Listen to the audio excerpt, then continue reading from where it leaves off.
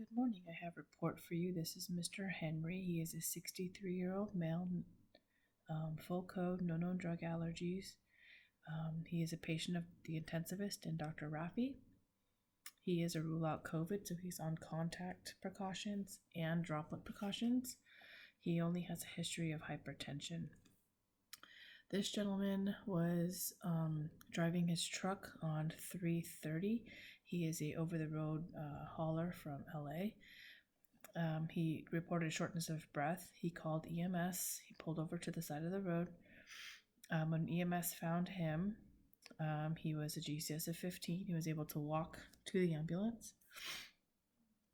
En route to transport him to Tulare Hospital, he started to become drowsy. He was a GCS of between 9 and 10. In the ED, he became more bradycardic, then became asystolic. A code blue was initiated. He was given a couple of rounds of epi, bicarbonate. He got some calcium. They obtained ROSC. He was intubated. An EKG was done and showed some ST elevations. So the physician there in the ED called our physician here at Quia Delta, Dr. Raffi, and he was consulted. His recommendation was to wait 15 minutes and get another EKG. In that time, the EKG showed the STs had leveled off. Troponin levels were mildly elevated at 0.1. He was subsequently then transferred to KD for cardiac workup with Dr. Raffi. They also obtained blood cultures and urine cultures. When he arrived on the unit here, he was a direct transfer from Tulare ED to the unit. So he never went to the KD ER. But when he arrived on the unit, he was hypoxic in the 70s. He was an AFib RVR, extremely hypotensive. He was on epi at 1.2. His pH was 7.2. Lactic was greater than 15. He was given 5 units of metoprolol. We gave him some bicarb that had no effect on him. We then gave him 5 more of metoprolol that had no effect. He was RVR in the 180s. Pressure was not holding up, so we ended up giving him amio bolus and started him on a drip. We did also put in a central line and Nartline, and he was started on a hypothermia protocol. At that point, it was towards the end of the shift. The nurse accidentally had a finger stick, dirty needle stick. For night shift for me, Dr. Raffi called and wanted him to start on a heparin drip, so I started that. Let's see.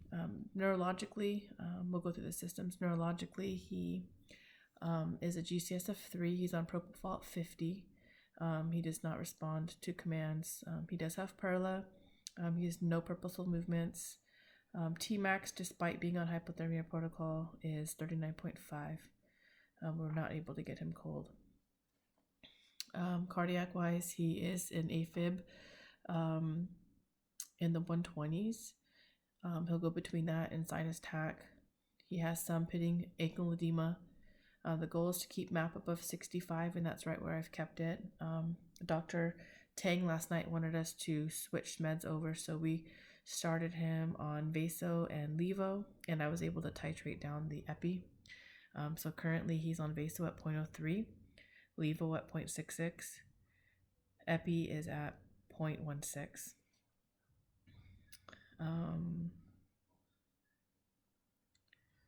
And amio is running at 0.05. He has positive pulses, 2+ pulses bilaterally on the uppers and lowers. CVP has been greater than 15, anywhere from 15 to 20. Respiratory wise, he's on ventilator. It's 23 to the teeth. He's on AC mode, 400 tidal volume, PEEP of 16, FiO2 of 40, and respiratory rate of 32. He does overbreathe the vent, so he'll go up to about 35. And he's doing a lot of abdominal breathing. He does have coarse crackles throughout, and he has blood tinged secretions that come out. GI wise, he's had no bowel movement for me. He has an OG tube that is at 61. It's to low intermittent suction, and he's got bloody secretions coming from that. He has absent bowel sounds except for the left lower quadrant, which are hypoactive. We're not checking his blood sugars. He's not a diabetic, and he's not on any insulin. GU, he has a Foley, a 16 French that was placed yesterday on the 30th. He's had no output. There's a temp sensing Foley. Last Foley care was done at 3 a.m. by me. Integumentary, he has a left IO puncture site to the left shoulder. His feet are really dry. He's got fungusy looking toenails. Psychosocial, family lives in LA.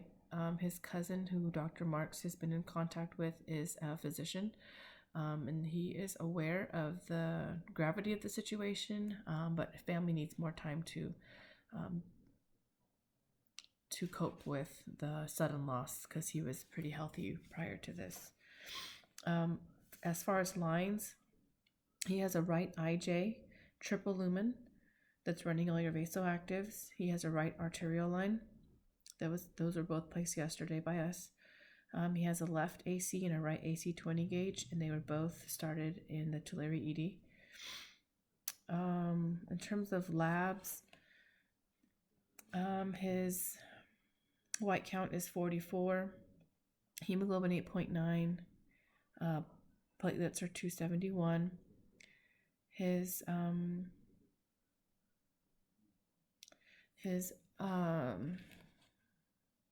and creatinine are both elevated. 33 for the BUN, and creatinine is 3.56. His sodium and chloride are both low, and he has an anion gap of 27. His bicarb on the renal panel is 17. The last PTT I checked was 41. I did have to go up on my drip, so he's running heparin at 14, and you're going to have a blood draw at 7:30. It's due at 7:30. His last gas I have in the chart. I just drew it. It's showing him with a pH of 7.24 and a lactic of 11. And that was on his ABG. And we also did get a VBG, and his VBG shows that he has an SpO2 of 75. Procalcitonin level was greater than 200. Troponins are still trending up. They are now up 2.01. His liver enzymes are all elevated. AST, ALT, and ALP are all elevated. ALT